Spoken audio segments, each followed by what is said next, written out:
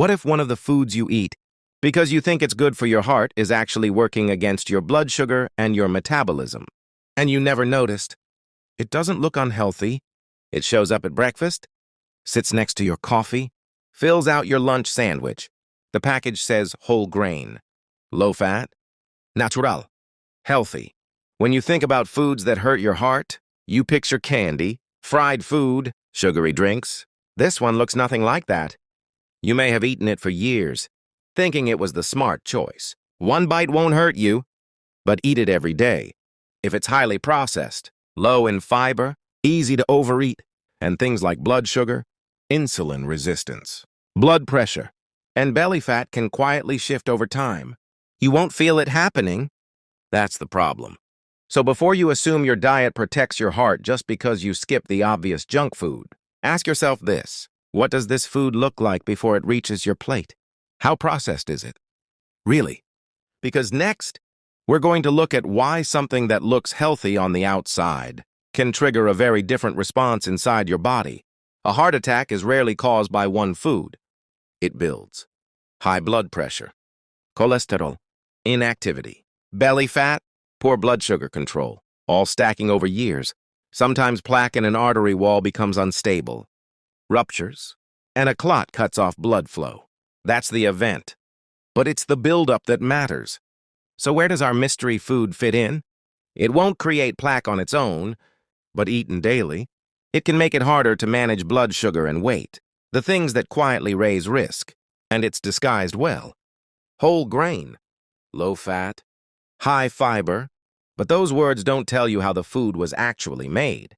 How much real fiber survived processing, how fast it spikes your blood sugar, how much sugar or refined flour is hiding inside, how easy it is to overeat without noticing.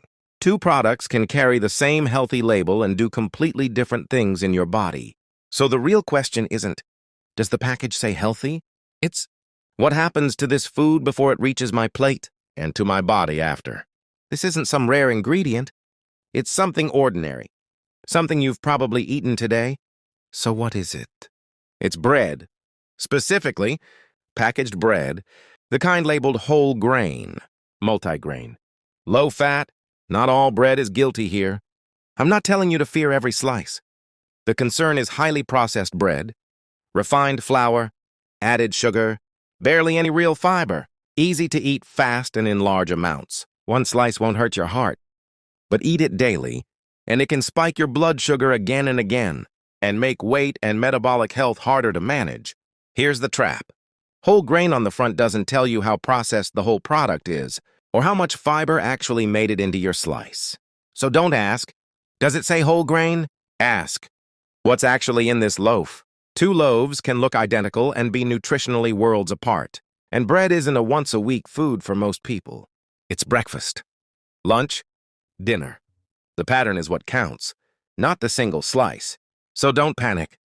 Don't clear out your pantry. Just turn the package around. After 60, blood sugar and weight control matter more than ever. And bread can be one small piece of that picture. But what should you actually look for on the label? That's next. Here's the real trap. It's not the word bread. It's what happened to the grain before it got to your plate. Two loaves can sit side by side, both looking healthy and be completely different. One keeps most of the grain intact and gives you real fiber. The other leans on refined flour and added sugar. Easy to eat a lot of without ever feeling full. Then there's portion size. The label might list one slice, but you're eating 2 or 3. That small serving quietly becomes a much bigger carbohydrate load than you planned. This is why the front of the package tells you almost nothing. Whole grain is a claim. The ingredient list, the fiber count, the added sugar, the actual serving size, that's the real story. So next time, don't ask, does this sound healthy? Ask, what am I actually getting per serving? This was never about banning bread or blaming one sandwich. It's about a food that looks safe enough that you never stop to check it. And that's exactly why it's worth checking. Next, what to actually look for, and how to keep bread in your diet the smart way. Next time you're in the bread aisle, ignore the picture and the big claim on the front. Flip the loaf around and check 3 things. First, the flour. Is refined flour doing most of the work, Or is this built around an intact whole grain?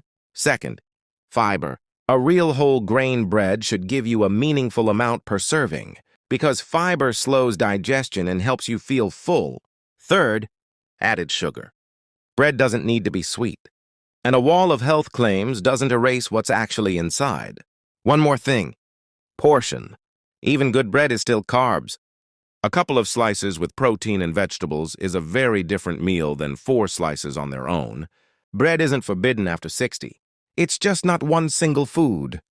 A refined, low-fiber loaf eaten daily isn't the same as a minimally processed one eaten in a sensible portion. If blood sugar or heart health is already a concern for you, this is worth a conversation with your doctor or dietitian. So next time, check the flour, check the fiber. Check the sugar. Check your portion. That habit matters more than any claim on the front of the bag. And if managing blood sugar day to day is something you're thinking about more seriously now, there are 2 things worth watching next. One looks at a surprisingly simple daily habit that may do more for you after 60 than a walk around the block. And the other breaks down one small thing you can do right after a meal that's been shown to make a real difference in how your blood sugar responds. Both tie directly into everything we just covered, about reading past the label and understanding what your body's actually doing with what you eat.